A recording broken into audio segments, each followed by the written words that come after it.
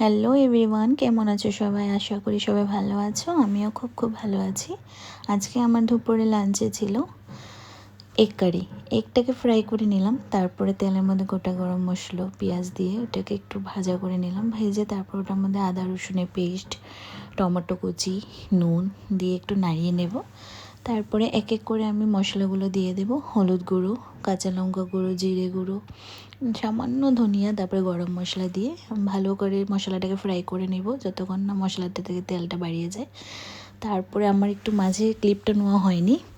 তারপরে আমার মশলাটার সাথে আলুটাকে ভালো করে নাড়িয়ে নিয়ে তখন ঝোল দিয়ে দিয়েছিলাম। তারপর এক এক করে আমি ডিমগুলো দিয়ে দেবো।